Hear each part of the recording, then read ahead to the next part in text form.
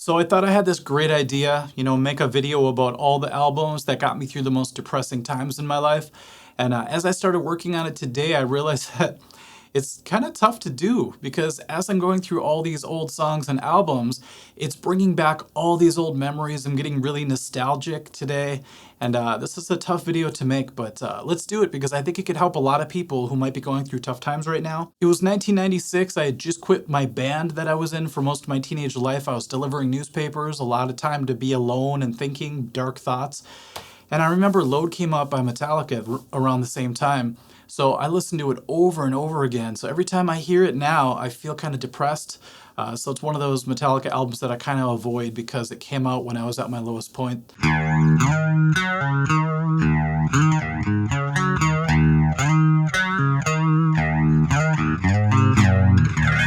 There was a time where I was actually engaged to be married, and her and I went to a concert together, and it was Mark Mallman, a local legend here in Minnesota, and we bought his album before we left because we were so impressed by the show, and that album is The Red Bedroom. Every time, though, I hear it now, the first song is called City of Sound. Like I'll say for all these tunes, it just brings me back. And in this case, it's kind of a sad feeling where I go back to. So it's hard to listen to for me, but it's one of those albums that if you're feeling low, check it out, listen to it in its entirety. It seems to connect with you in a really cool way and helps get you through it. And the crazy part is I actually ended up joining Mark's band and playing with him for about 10 years. And so I don't know, it all worked out in the end. Before I delivered newspapers, I was working at an overnight at a gas station. And I remember having even more time to be alone. This is a kind of a common component of all these sad songs. And I'd be mopping the floor, and I'd be so sad inside, but I would play this album by Freddie Johnston called This Perfect World. And it starts off with a song called Bad Reputation. And it's one of those upbeat, catchy songs, but it still has a sadness to it. And I remember connecting to it right away as soon as I heard it. Great songwriting, excellent guitar playing, and I recommend you check it out. One of the saddest songs on the album is called This Perfect World, the title track.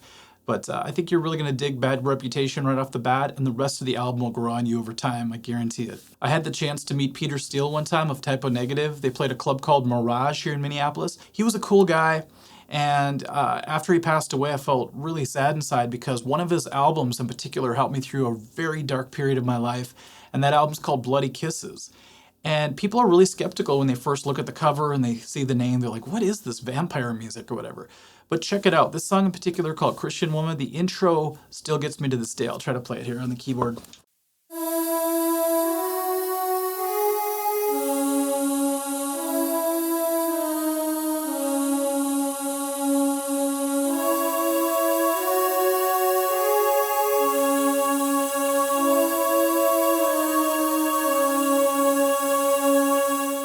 A lot of people roll their eyes when you bring up Coldplay, but for a long time, Parachutes was actually like my lullaby album. I don't know if you guys have ever had that where, well, nowadays you just play YouTube videos and fall asleep or whatever, watch Netflix, but back in the day before we had all that stuff, I would just play this album and it would always put me to sleep. It would get to a certain song and I would start to get drowsy every time. It was like my audio NyQuil or something. But if you follow the masses and you just want to hate Coldplay just because you think you're supposed to, you're missing out. Check out Parachutes if you're ever feeling down, even if you're not. And right away the song Don't Panic in the beginning will draw you in. I remember when my best friend got a girlfriend at a certain time when I was pretty depressed, and they would hang out at night. And so I would just sit in the recording studio, because he had one in his basement, while they hung out.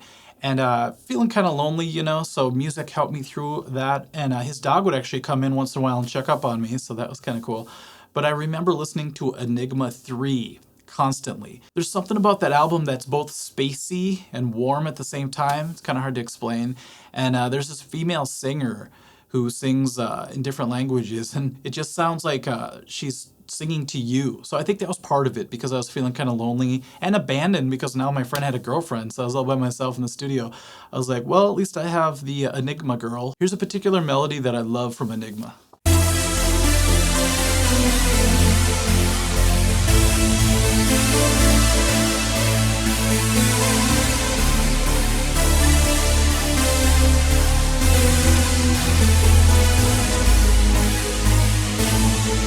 One of the craziest band names of all time, Toad the Wet Sprocket, has an album called Dulciana. I believe that's how it's pronounced.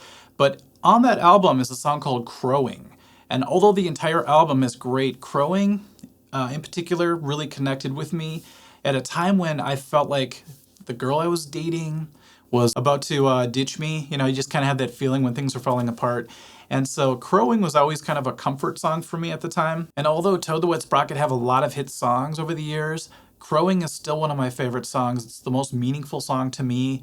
Check it out and let me know what you think, all right? If I have to name the warmest album, if I could use that adjective for an album, I would have to say it's August and Everything After by Counting Crows.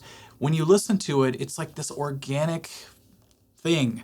It feels like you're in the room with the band as they're playing. It's just the way it was recorded. It's how the band plays, of course, but it's just captured the right way with this album. You probably know Mr. Jones, and that was the big hit from the album. They actually had a lot of hits, but I always connect most with the first track, and that's Round Here, which was a big hit as well. And it starts off like this.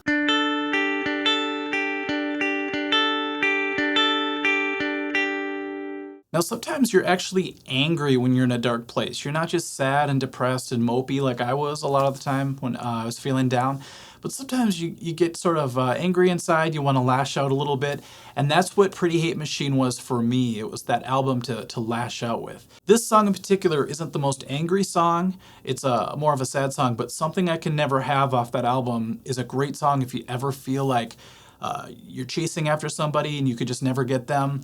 That was the perfect song for me in that situation.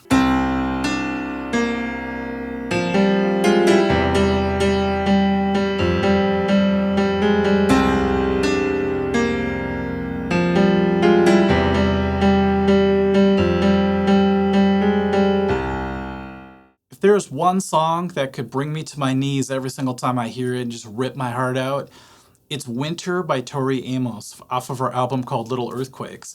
And this album was there for me for such a dark time in my life that if I listen to it now, like I said, I just can't handle it. I was trying to learn the piano part today to Winter, and I just had to stop and go out to eat. I'm just like, no, I gotta come back, take a little bit of a break and come back later. I got to meet Tori one time, and I wanted to tell her how much I love that album, but I was so tongue-tied and starstruck that I would just kind of blabbered on, and I didn't really make much sense, but at least I got to shake her hand. Okay, last but not least is going to be the time when I was younger and falling in love for the first time and actually chasing after somebody who was already taken, and we were friends, and it was one of those things where I would just lay in bed and feel sorry for myself and feel sad, but this album would play in the background and kind of comfort me. It creates this really warm atmosphere. A lot of these albums do, actually.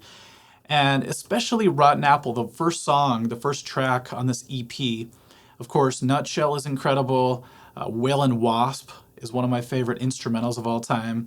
But when Rotten Apple kicks in, the bass line, it just seems to give you a hug. The harmonies with the vocals and the talk box that Jerry Cantrell does, it all just works together to create this atmosphere.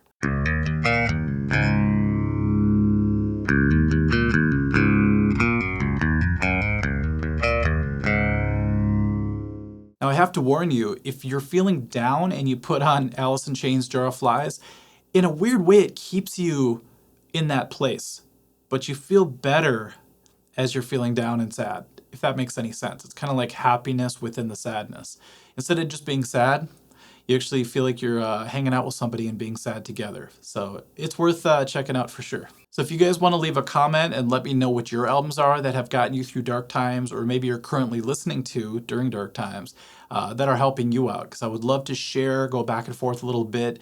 Maybe we have some crossover. Maybe there's some new albums I need to discover. And hopefully I showed you a couple that you didn't really know about, and that can help you out too. Okay, usually I say that was a fun video to do and thanks for watching, but it was kind of a tough video, like I said in the beginning, to go back and relive some of those moments, but I'm very grateful that I had the music. Like I said, it's like having a friend through the darkest days, and I'll always appreciate having that. So, okay everyone, thanks for watching. We'll see you later. Bye-bye.